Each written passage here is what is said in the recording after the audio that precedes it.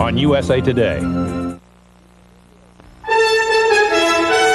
This is the CBS Evening News. Dan Rather reporting.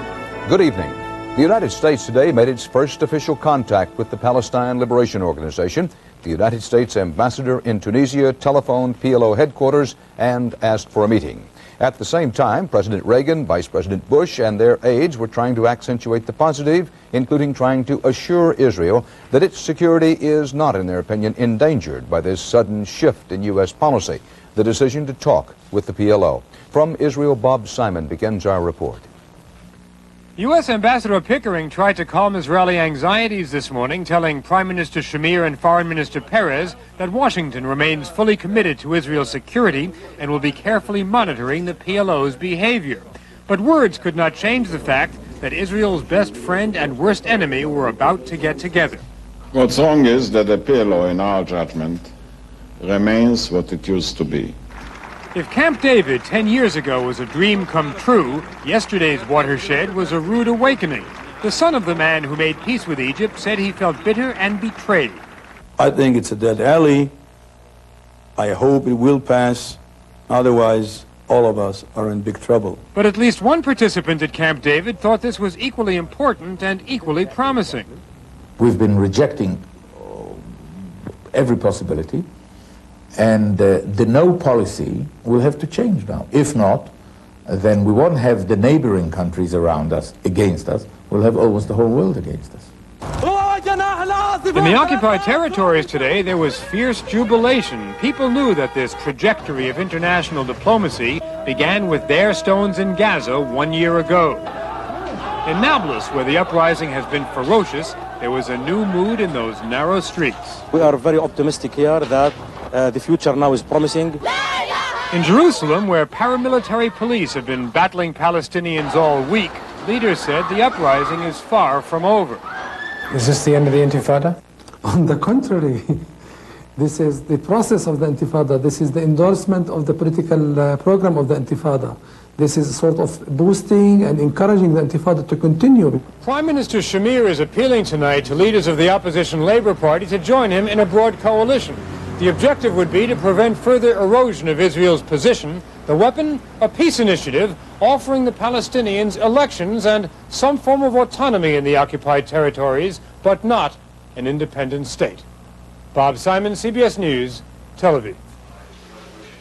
The administration moved quickly to answer the fears of the Israelis, beginning with a public assurance from President Reagan. We have made it very plain that we have not retreated 1 inch from our position of guaranteeing the safety of Israel. In another, even more blunt approach, Secretary of State Schultz summoned 7 Israeli journalists into his State Department office in what they said was a first ever attempt at personal lobbying. It was a real attempt from his side to convince the Israelis that he didn't betray Israel. The administration may be committed to this new dialogue with the PLO, but that doesn't mean there's a blueprint for what exactly happens next. For one thing, with such a big potential breakthrough, the president does not want to tie the hands of the president-elect. We will observe, we will watch. There's no game plan, there's no 5-point program. Maybe no 5-point plan, but there is one administration priority, that the PLO stop terrorism or forget the dialogue. Clearly, performance is still going to count. The Secretary said last night that the first item on our agenda will be terrorism. The administration, in many ways, does not want a blueprint for the PLO dialogue. The more the U.S. makes plans with the PLO, the more the U.S. recognizes and legitimizes Yasser Arafat. And officials were clearly straining today not to be remembered for doing that. Recognition in no way enters into this equation. Experts say it's already too late. The U.S. is engaged in a dialogue with the PLO, which essentially, for all intents and purposes, makes the PLO the Arab negotiating partner. Like it or not, the experts say, the U.S. has just given Yasser Arafat a more respectable worldwide image and has helped his claim to be a peacemaker. Part of the reason Israel stays so upset is that Ronald Reagan now has a stake in Arafat's success. Wyatt Andrews, CBS News, the State Department. This evening I talked by satellite with King Hussein of Jordan, a man whom U.S. leaders have always seen as a key figure in the Middle East peace process. The king told me the U.S. contact with the PLO clears the way for real progress toward peace, and he said it could come as early as next spring.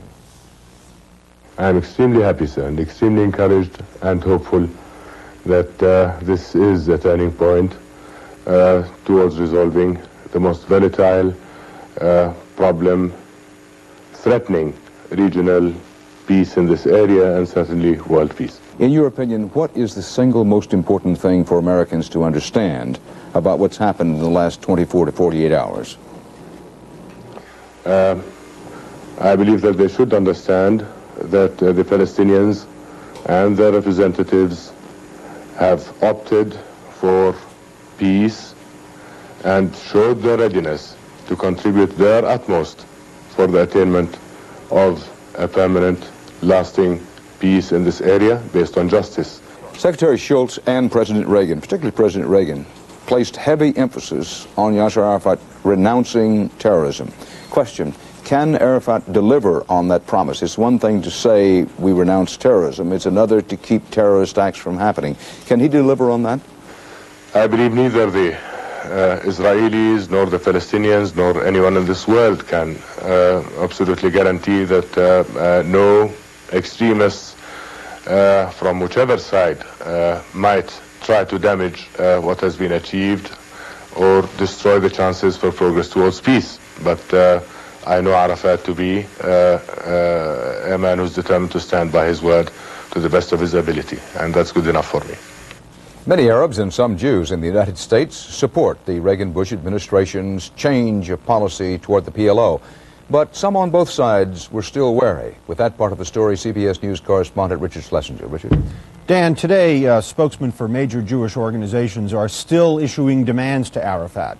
They are demanding proof. Proof the PLO wants peace, proof it can live with Israel. Schultz's decision was greeted cautiously. It will not send us closer towards peace unless these words of Arafat, these weasel words, these squeezed words, these reluctant words, are matched by actual deeds on the ground. I think it will serve peace because it will put Mr. Arafat's feet to the fire. So this is an opportunity to test Mr. Arafat. And if, in fact, he meets that test, then he can become a partner to peace. Most Jewish leaders believe the old Arafat still lurks behind his new and improved image. But it is that image, some believe, that forced the U.S. to open talks. It confirms that Israel has taken a bashing in the public relations campaign that Arafat has waged so successfully. There is an equal amount of skepticism in some parts of the Arab American community. Some are asking, what is on Washington's agenda? Palestinians are concerned because, I mean, the United States has a long record of abusing Palestinians and supporting Israel in oppressing Palestinians. Still, the reaction among Arab Americans to the Schultz move is largely positive, in some cases exuberant. I mean, we're so close to peace, I feel I can touch it. In 1979, Andrew Young was fired from his job as ambassador to the UN when he met with representatives of the PLO. Today, Young believes times have changed. What this is that the mainstream of public policy, of international policy, is moving in the direction toward peace through dialogue. And times have also changed for Rita Hauser, who just 9 days ago was vilified for being part of a meeting between Arafat and American Jews. Whether you like Mr. Arafat or you don't like Mr. Arafat, he is the head of the PLO, and the Palestinians have said it over and over, the PLO is their leader. Well, Dan, nobody is willing to say how much times have changed. Jewish leaders say that depends on how much Arafat has changed, and Arab leaders believe true change in the Mideast depends on Israel's next move. Richard Schlesinger, thanks. In Geneva today, the UN General Assembly voted to call for an international peace conference on the Middle East and to place the Israeli-occupied Arab lands under UN supervision. The vote, 138-2, the United States joined Israel in voting no. Still to come on tonight's CBS Evening News, Bill Plant and Doug Tennell trace the negotiations that led to Arafat's so-called magic words. And Tom Fenton traces the curious course of Arafat's life on the run.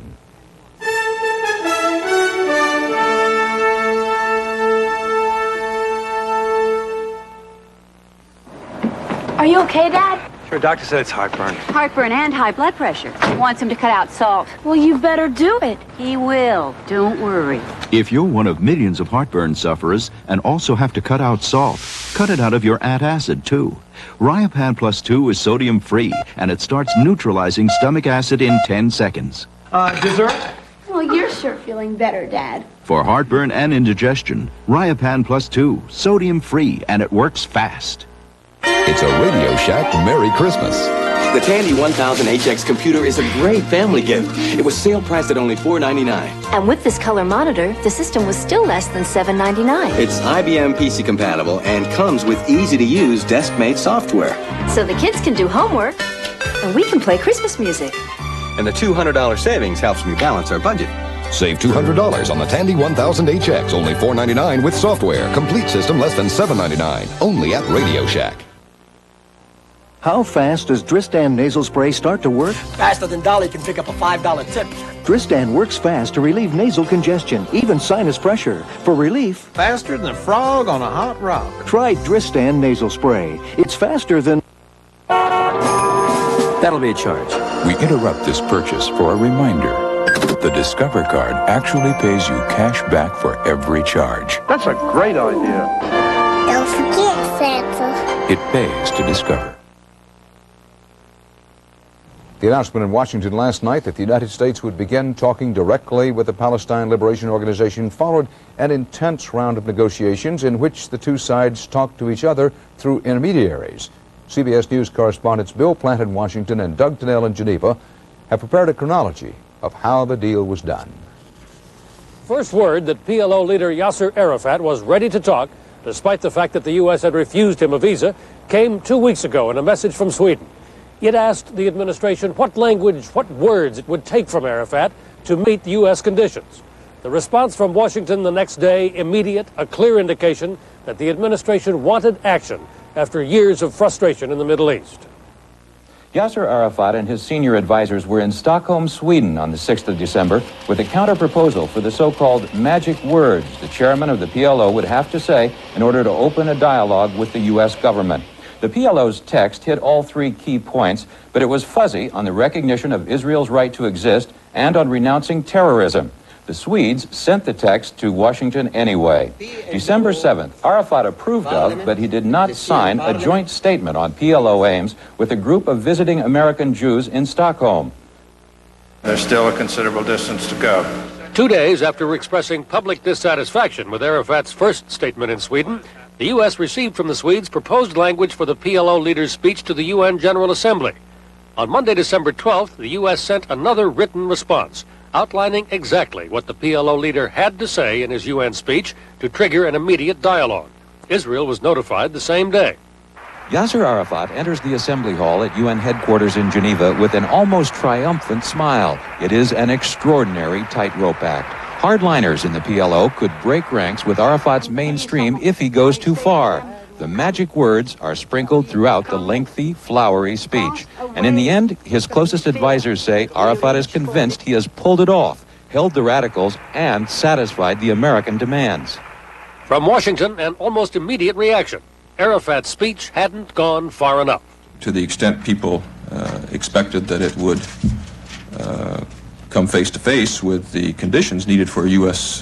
PLO dialogue, it didn't do that. At the same time, President-elect Bush was sending another message. Keep trying. The conditions are clear. American position is very clear, and I would welcome any progress, but it's got to be clear. December 14th, Arab moderates, the Saudis and Egyptians, tell both sides not to give up. Arafat postpones a morning press conference to meet instead with the Swedish diplomats who have brokered the deal. Once again, they are hammering away at words.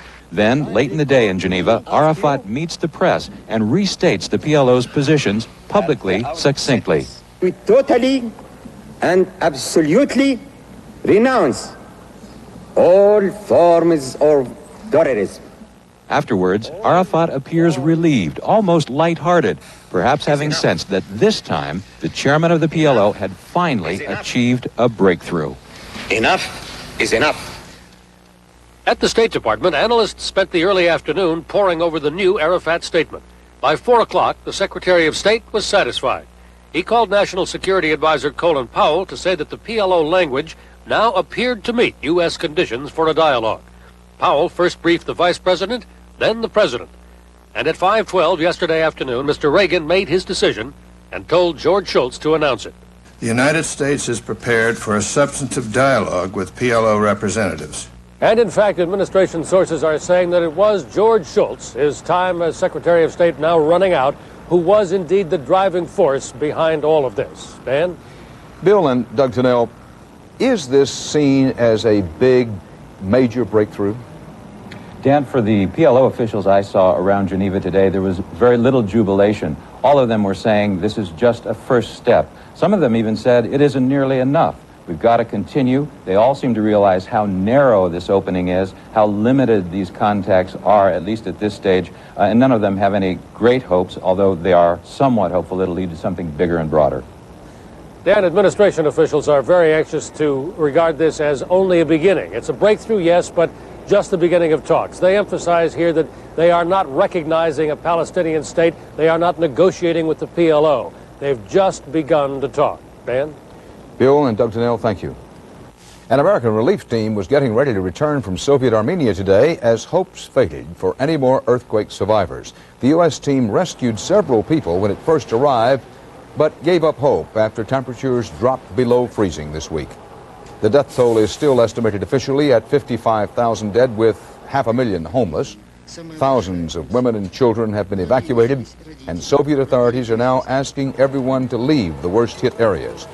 They're preparing to bulldoze the ruins and then, they say, rebuild the Armenian cities starting in the spring.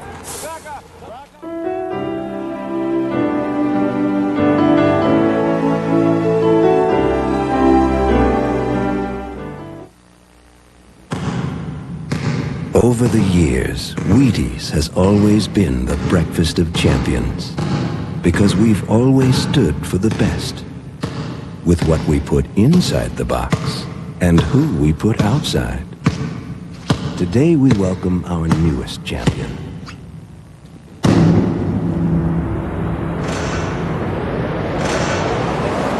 And we've never stood quite as tall. Guess what? There's no bathroom on the bus. Relax. The diarrhea usually comes back. Took the Imodium AD, didn't you? Yeah, but just a little cup. Perfect. New Imodium AD often stops diarrhea with one dose, instead of all those spoonfuls you may need of the leading remedy. I'm in a rest stop. You coming? Nope, I'm fine. New Imodium AD. It can make your first attack of diarrhea your last. Where can you find fine quality dress shirts like these? By Premier Shirt Makers. It's the greatest assortment of styles, colors, and patterns we've ever offered. Find them now for only $9.88. Only at Sears. Announcing a dramatic breakthrough in shaving technology. The Remington Microscreen Ultimate, with the exclusive beard lifter, stretches the skin and lifts whiskers other shavers leave behind. The Remington Ultimate shaves as close as the blade, or I'll give you your money back. President-elect George Bush today announced new restrictions on White House reporters. No more questions allowed at White House photo opportunities after he takes office.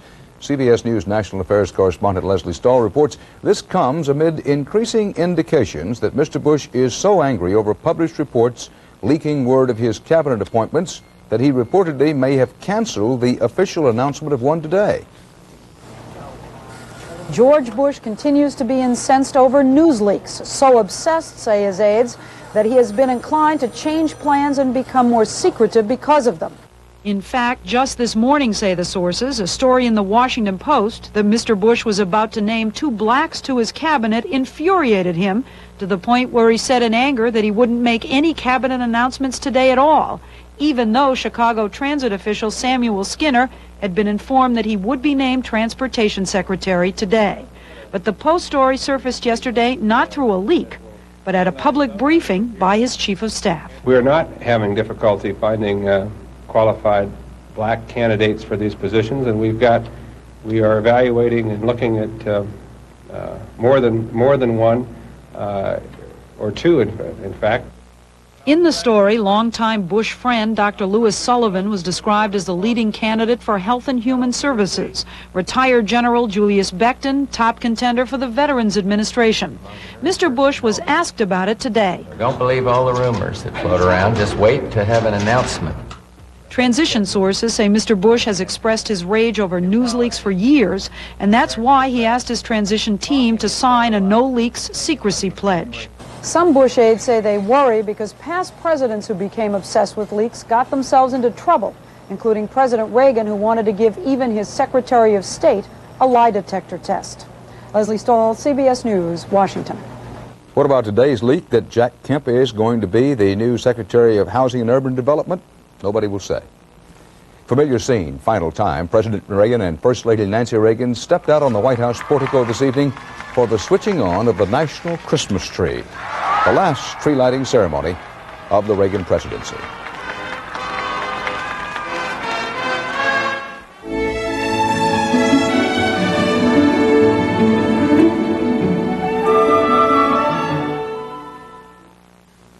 I can't get out of bed. Ever notice how even the smallest cold turns everything into a big effort? What a drag! It's time to get the big relief of Dimetap. In 12-hour extend tabs, Dimetap is recommended millions of times by doctors and pharmacists. So you have a cold? I've got just the thing. Dimetap. It gets things back to normal. AT&T called this morning. They wanted to know why we switched to MCI. So I told them MCI showed me how with Prism Plus we could consolidate all our Watts lines on our regular business lines. Something they never did for me. Of course, then they claimed they could do the same thing. I said, then why didn't you tell me that a year ago? End of phone call. Until you call, you'll never know how much better a long-distance company can be. MCI. Let us show you. If you love lots of shrimp, Red Lobster is going to make you very happy.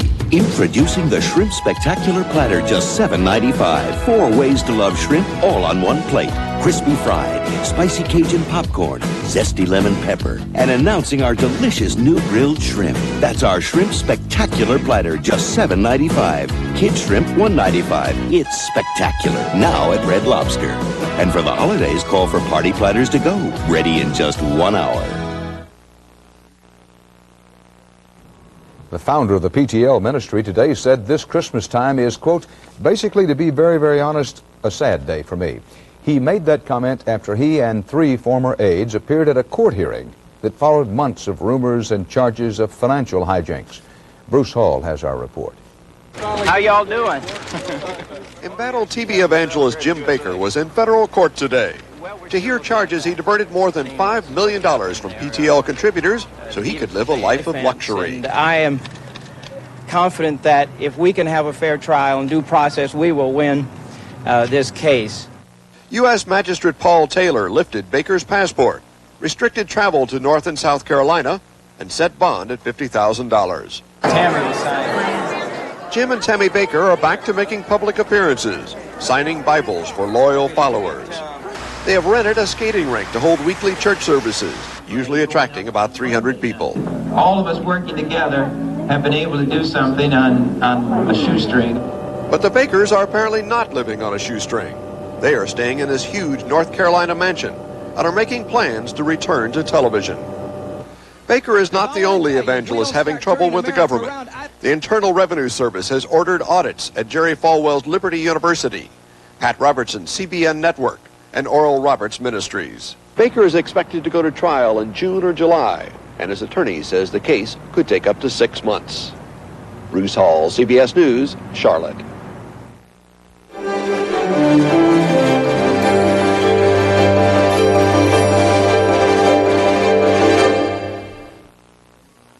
Shopping can make you feel terrific when you find fabulous color, fit, and style.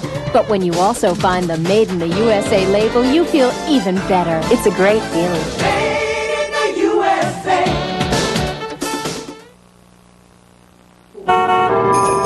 That'll be a charge. We interrupt this purchase for a reminder.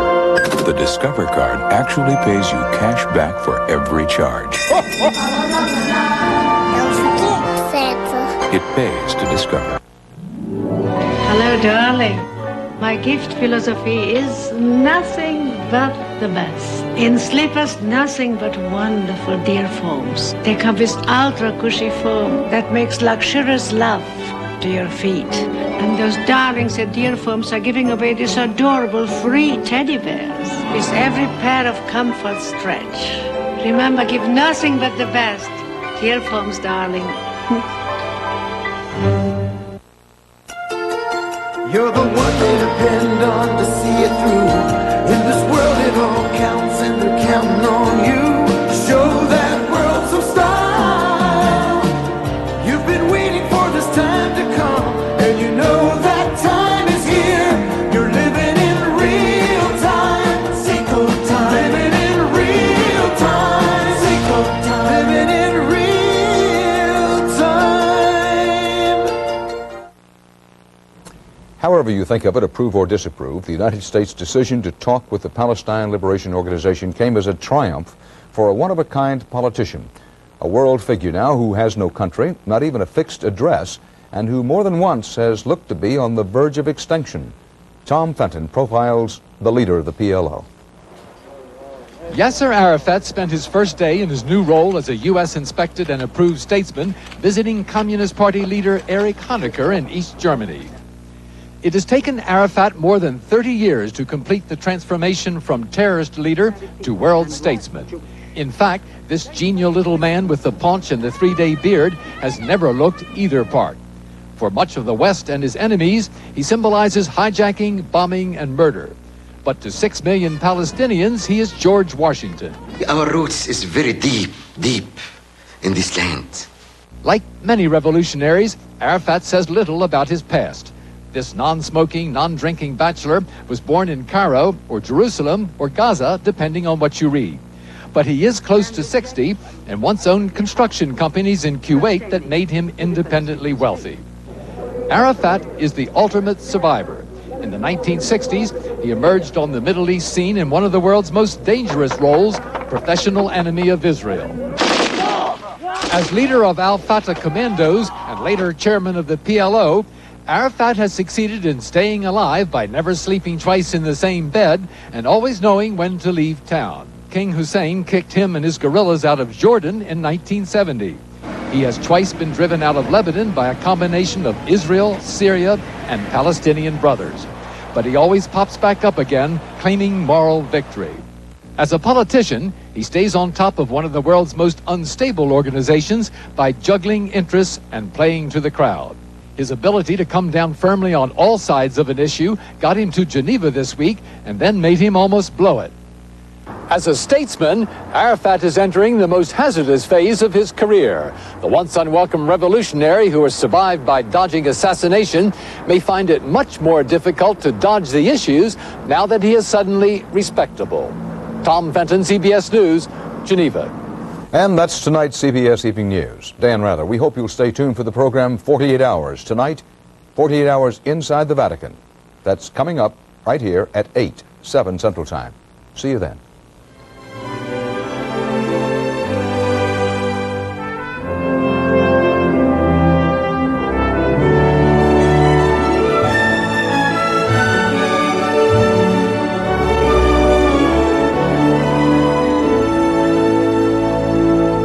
Inside the Vatican, the private world of a public pope, a world of secrets and miracles.